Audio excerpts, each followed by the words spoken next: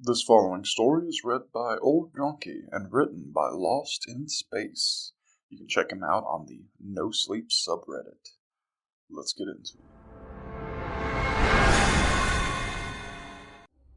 I bought my nephew a toy phone 10 years ago. Someone was talking to him through it. There's no clever way to start this story, so I guess I'll just begin at where I purchased the phone. I work for a company that will remain nameless, and I travel quite a bit. This particular year was the first I'd be able to attend my nephew Spencer's birthday party. He was going to be 6. I had called a few days prior to relay the good news. He was so happy and just couldn't believe his Uncle Barry would be at his birthday. The only thing then was to get him something. He wasn't like any of the other kids. His interests had more so to do with old things. You know, antiques, such as old pictures, lamps, tables, you name it. If I showed you a picture of the walls in his room, you'd think it was a picture of Cracker Barrel. I thought I'd never find anything until I stumbled into a little shop the day before my flight back home. I don't recall the exact name, but I remember a sign in the window that said, "A gift for any occasion." Upon entry, all I could see were many various items lazily strewn about the room. It did look like that of a small antique shop, but I saw plenty of modern toys and trinkets in the mix. After moments, a middle-aged woman with large purple glasses appeared behind the counter. "Hello, dear," she said in a sweet southern accent. "What can I do for you today?" I explained to her what I was looking for. She looked at me inquisitively as I spoke, but it didn't seem like anything I said rang a bell, though when I finished, she made a pondering expression and excused herself to the back room. After about 3 minutes, she came back with something under her arm. She placed on the counter what seemed to be an old rotary phone, probably from the 60s. "We sometimes take donations. Usually you're supposed to come in and do it, but someone left this at the front of our door about 6 months ago," she volunteered. "My dad always loved old things and insisted on keeping it in his back office. Unfortunately, he passed away in March, but I'd be happy to get rid of it. It makes me sad to look at anyhow." Not only did she want to get rid of it, she actually just let me have it. I was ecstatic, as it seemed to be the perfect gift for Spencer. You could see how the old cable was ripped out from the back, and it had dust, stains, and scratches all over it. To Spencer, this was perfection. I remember him jumping up and down with glee when I gave it to him. He hugged it to his chest, and it was the best present in the whole wide world. Even my brother Jack patted me on the back and congratulated me on a job well done. I was feeling pretty good, as even his own parents had trouble finding just the right thing for him, but according to my nephew, I had hit the nail on the head with this one. If only I had known. When I left for my next trip, nothing had happened yet. I got the first phone call about 2 weeks after. Jack said that Spencer had an imaginary friend named Billy that he speaks to on the phone I got him. I laughed at this, knowing that it would be impossible to make a call on it, but Jack did not join me. That was my first reaction. But yesterday, something very odd happened. He asked if me and Lila, if we were going to get a divorce. Barry, we never taught him that word, let alone what it meant. We obviously said no, and then he proceeded to tell us how he knew that we almost got one before Lila became pregnant. How could he know that? I was quiet for a moment, and I listened to my brother's worrying breath. What did he say when you asked him how he knew? I already knew the answer, but That didn't make it any easier to hear. He said Billy told him. Though this was a very alarming occurrence, I was able to convince him that maybe they had told him about it. I mean, that was the only logical explanation. The thought of someone actually talking to him through a 50-year-old phone that wasn't even plugged in was insane. We couldn't have known then, could we? In a nutshell, that's how it was for years. Might I add, I would get a frantic call from Jack about the many things Billy was telling Spencer. He knew in depth details about his parents' first date, who they were with before, and even stuff he somehow knew they did growing up. Jack would be dumbfounded, but just assumed he had told him and forgot, or maybe Leela told him instead. The only thing that really kept Jack and Leela from doing anything about it was that, aside from how peculiar it was, there wasn't really any harm coming from it. That all changed when Spencer reached middle school. He kept the phone in his room at all times, right on his nightstand. He started to distance himself from his friends and didn't talk to his parents much.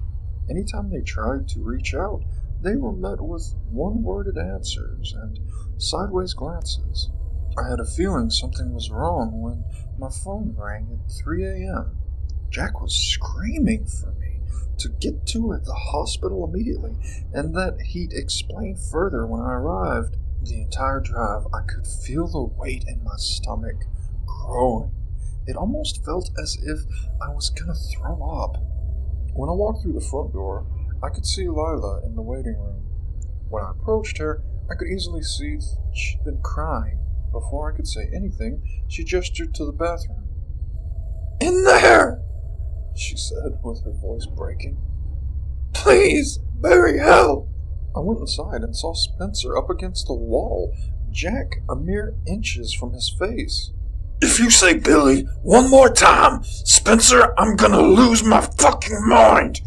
So you tell me right now how you knew!" Once my presence was acknowledged, Spencer used the distraction to slip away from his father and hurry out of the door. Jack went for him, but I grabbed him. "What happened? Why are we here?" I said. At first he just ranted about how fed up he is with Spencer and that phone, that it's caused nothing but problems over the years and he's about to take it away.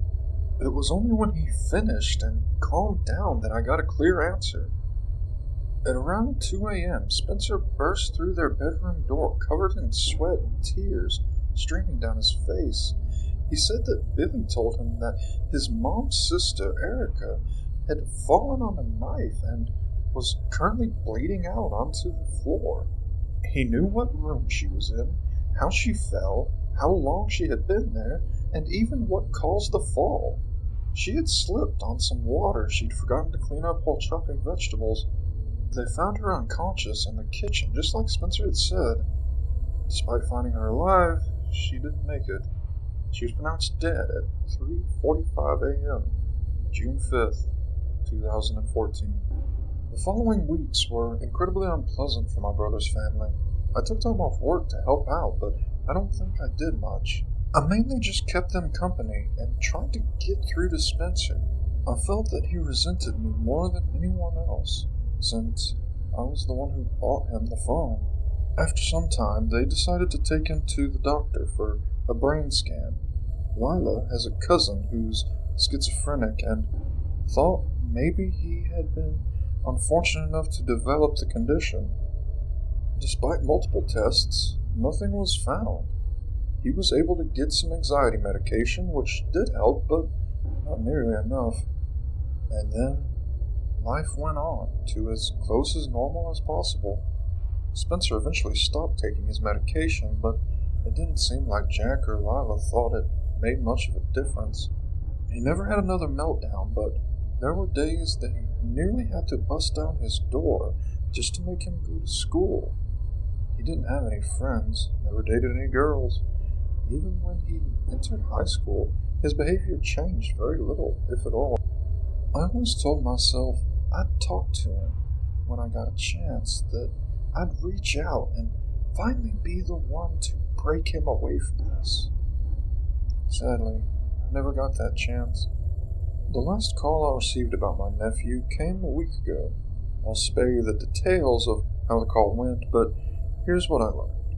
Jack was having one of his usual Spencer won't go to school days and was forced to kick in the door. When he entered, Spencer was hanging under the door frame of his closet, his belt around his neck. Clasped in his right fist was a piece of paper. Angrily scratched into it in red pen was the following: I hear him in my head now. He follows me wherever I go. I'm sorry. The phone was gone as well. At the funeral, I tried to speak with my brother and his wife, but they didn't have much to say to me. After all, I was the one who gave him the one thing that started this. I decided to leave them be and hope that one day they can forgive me. I know you're probably thinking the reason I'm writing this has mostly to do with what I've told you so far. This may be confusing, but it's not the case. All this was merely a setup for what happened last. As I arrived home yesterday, a package was sitting on my front porch. I picked it up and brought it to my kitchen table.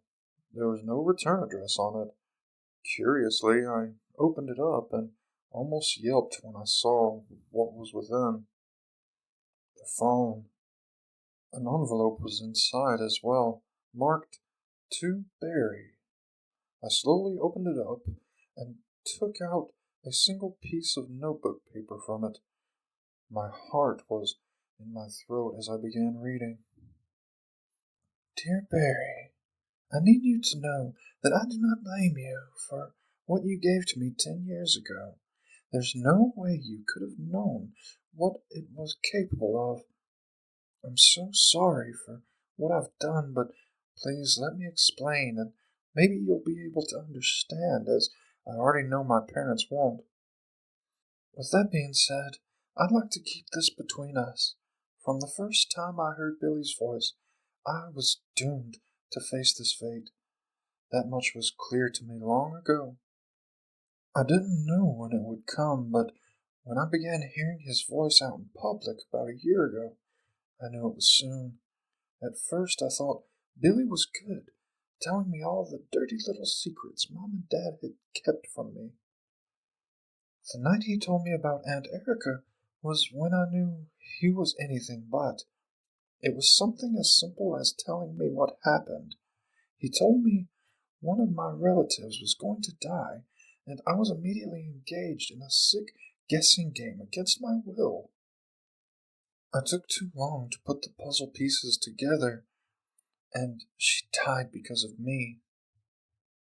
After that, Billy was only telling me stuff that had to do with serial killers, natural disasters, or national tragedies. I could probably tell you the name of every victim on the Titanic. He enjoys whispering them to me as I sleep. Today feels different. I'm taking control and ending this once and for all. When I started writing this, he taunted me, saying I was a coward and could never go through with it, but after a bit, he saw I was serious. I've got my belt ready. He says before I do this, he would like for you to be the owner of this phone. My choice would be to destroy it, but I still don't know everything he's capable of, so I dare not go against his wishes. He said to only pick up and listen once, and you'll never have to listen again. I'll leave that choice up to you. I'm sorry, Barry. I'm so sorry. Spencer. With tears in my eyes, I slowly laid the letter onto the table. I looked down at the phone, and a shiver went down my spine. This is stupid, I thought to myself. It's just a phone. Reluctantly, I put my hand on top of it. Something came over me, and I quickly jerked the phone to my ear and actually jumped back at the sound of a dial tone. I picked it up to check for a plug-in or batteries, but there was no opening for batteries and the cord was still cut. Even if it had a cord, it would have still been in the box. The dial tone rang out normally for about 10 seconds before I could just barely hear another sound, getting progressively louder. The tone finally started to get quieter, and when I was able to hear the other sound, the hair on my arm stood on end. After a few seconds, the dial tone was completely gone and replaced with that of Spencer screaming and sobbing uncontrollably. Along with him was the crackle of roaring fire.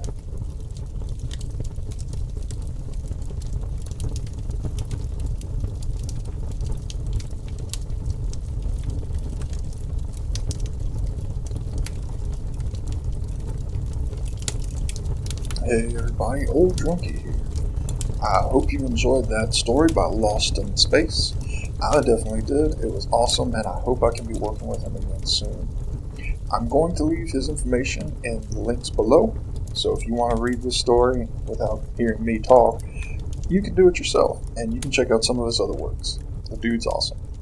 With all that being said, check out my other videos, like, subscribe, check out my Patreon, all that other good stuff.